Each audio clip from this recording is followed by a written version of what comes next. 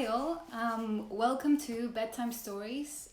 First of all, I wanted to thank Alicia Pivaro and the Architecture Foundation for the invitation to participate in this cycle. I am Sol Perez-Martinez. I'm a Chilean architect, researcher and curator. Currently, I'm finishing a PhD in Architecture and Education at the Bartlett School of Architecture and the Institute of Education in London. For the last couple of years, I have been researching about public engagement in architecture, looking at a series of initiatives in the UK designed to involve more citizens in the construction of the built environment through educational projects. My work focuses on a network of urban studies and architecture centers which started in the 1970s. These centers were set up by an interdisciplinary group of architects, teachers, planners, artists, and geographers all around Britain, inspired by the ideas of anarchist and polymath Colin Ward. Since a couple of people have already read Colin Ward bedtime stories, tonight I want to share with you one of my favorite essays written by American author Ursula Le Guin in 1986. Titled The Carrier Bag Theory of Fiction, this short essay shifted the way I think about architectural education, history, and storytelling. In this text, Le Guin questions the figure of the hero, so typical in architectural history, and proposes a different way of telling stories. Le Guin is better known for her prolific work in science fiction. However, this essay has its own cult following, inspiring people like Donna Haraway, who writes the introduction of the edition that I'm going to be reading today here. If I have time, I will read Le Guin's translation of a poem by Gabriela Mistral, a Chilean writer and the first Latin American woman to win the Nobel Prize.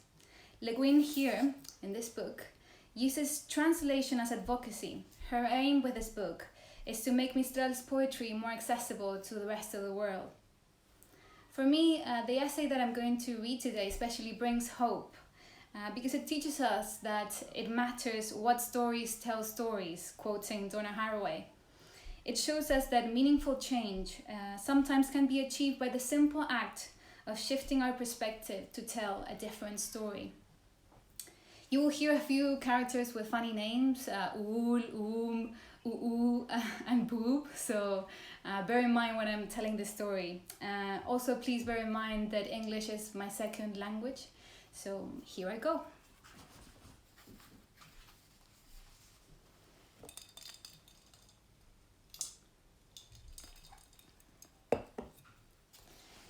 In the temperate and tropical regions, where it appears that hominids evolved into human beings, the principal food of the species was vegetable.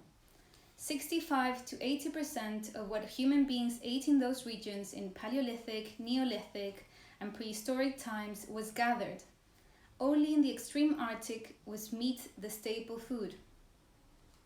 The mammoth hunters spectacularly occupied the cave wall and the mine, but what we actually did to stay alive and fat was gather seeds, roots, sprouts, shoots, leaves, nuts, berries, fruits and grains, adding bags and mollusks and netting or snaring birds, fish, rats, rabbits, and other tuskless small fry to up the protein.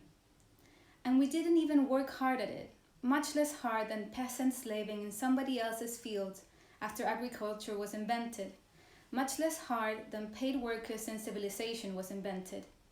The average prehistoric person could make a nice living in about a 15-hour work week. 15 hours a week for subsistence leaves a lot of time for other things. So much time that maybe the restless ones who didn't have a baby around to enliven their life, or skill in making, or cooking, or singing, or very interesting thoughts to think, decided to slope off and hunt mammoths. The skillful hunters then would come staggering back with a load of meat, a load of ivory, and a story. It wasn't the meat that made the difference, it was the story. It is hard to tell a really gripping tale of how I wrested a wild oat seed from its husk, and then another, and then another, and then another, and then another. And then I scratched my gnat bites, and Uul said something funny. And we went to the creek and got a drink and watched newts for a while. And then I found another patch of oats. No, it does not compare. It cannot compete with how I thrust my spear deep into the titanic hairy flank, while Oob, impaled on one huge sweeping tusk, writhed screaming, and blood spouted everywhere in crimson torrents. And Boob was crushed to jelly when the mammoth fell on him as I shot my unerring arrow straight through eye to brain. That story not only has action, it has a hero. Heroes are powerful. Before you know it, the men and women in the wild oat patch and their kids, and the skills of the makers, and the thoughts of the thoughtful, and the songs of the singers, are all part of it, have all been pressed into service in the tale of the hero. But it isn't their story, it's his. When she was planning the book that ended up as 3 Guineas, Virginia Woolf wrote a heading in her notebook, Glossary.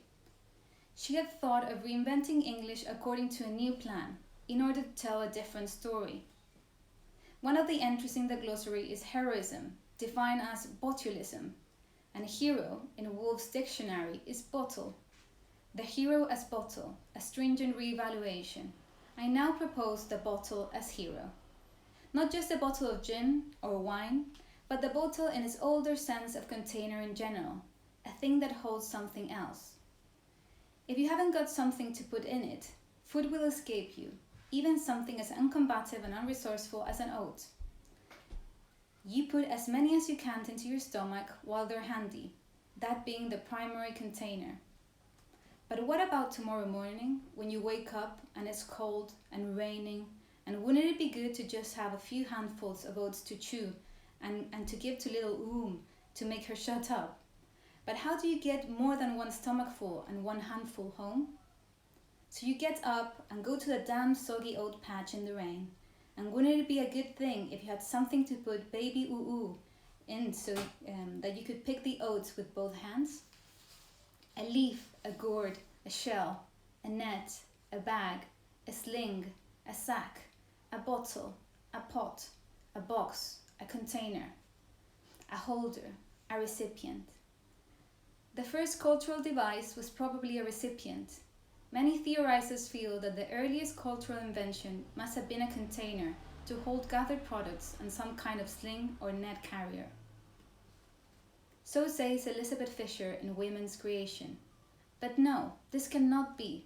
Where's that wonderful, big, long, hard thing, a bone, I believe, that the ape man first bashed somebody within the movie and then, grunting with ecstasy at having achieved the first proper murder, flung up into the sky and whirling there it became a spaceship, thrusting its way into the cosmos to fertilize it and produce at the end of the movie a lovely fetus, a boy, of course, drifting around the Milky Way without any womb. Any matrix at all? I don't know. I don't even care. I'm not telling that story. We've heard it. We've all heard all about all the sticks and spears and swords, the things to bash and poke and hit with, the long, hard things. But we have not heard about the thing to put things in, the container for the thing contained. That is a new story. That is news. And yet old. Before, once you think about it, surely long before. The weapon, a late, luxurious, superfluous tool. Long before the useful knife and axe. Right along with the indispensable whacker, grinder, and digger. With or before the tool that forces energy outward, we made the tool to bring things home. It makes sense to me. I am an adherent of what Fisher calls the carrier bag theory of human evolution. This theory not only explains large areas of theoretical obscurity and avoids large areas of theoretical nonsense, it also grounds me, personally, in human culture, in a way I never felt grounded before. So long as culture was explained as originating from and elaborating upon the use of long, hard objects for sticking, bashing, and killing, I never thought that I had or wanted any particular share in it. The society, the civilization they were talking about, these theoreticians, was evidently theirs. They owned it. They liked it. They were human, fully human, bashing, sticking, thrusting, killing, wanting to be human too. I sought for evidence that I was. But if that's what it took to make a weapon and kill with it, then evidently I was either extremely defective as a human being or not human at all. That's right, they said. What you are is a woman. Possibly not human at all. Certainly defective. Now be quiet while we go on telling the story of the ascent of man, the hero. Go on, say I, wandering off towards the wild oats with Oo in the sling and little Oom carrying the basket. You just go on telling how the mammoth fell on Boob, and how Cain fell on Abel, and how the bomb fell on Nagasaki, and how the burning jelly on the villagers, and how the mass missiles will fall on the evil empire, and all the other steps in the ascent of man. If it is a human thing to do to put something you want because it's useful, edible or beautiful into a bag or a basket, or a bit of roll bark or leaf, or a net woven of your own hair, or what have you, and then take it home with you. Home being another, larger kind of pouch or bag, a container for people. And then later on you take it out and eat it or share it, or store it up for the winter in a solitary container, or put it in the medicine bundle, or the shrine, or the museum, the holy place, the area that contains what is sacred. And then, next day, you probably do much the same again. If to do that is human, if that's what it takes, then I am a human being after all, fully, freely, gladly, for the first time. Not, let it be said at once, an aggressive or uncombative human being. I am an aging, angry woman, laying mightily about me with my handbag, fighting hoodlums off. However, I don't, nor does anybody else, consider myself heroic for doing so. It's just one of those damn things you have to do in order to be able to go on gathering wild oats and telling stories. It is the story that makes the difference. It is the story that hid my humanity from me. The story that mammoth hunters told about bashing, thrusting, raping, killing. About the hero. The wonderful, poisonous story of botulism. The killer story. It sometimes seems that the story is approaching its end. Lest there be no more telling of stories at all. Some of us out here in the wild oats amid the alien corn think we'd be better start telling another story, which maybe people can go on with when the old one's finished. Maybe. The trouble is, we've all let ourselves become part of the killer story, and so we may get finished along with it. Hence, it is with a certain feeling of urgency that I seek the nature, subject, words of the other story, the untold one, the life story. It's unfamiliar, it doesn't come easily, thoughtlessly to the lips as the killer story does. But still, untold was an exaggeration. People have been telling the life story for ages in all sorts of words and ways. Myths of creation and transformation, trickster stories, folk tales, jokes, novels.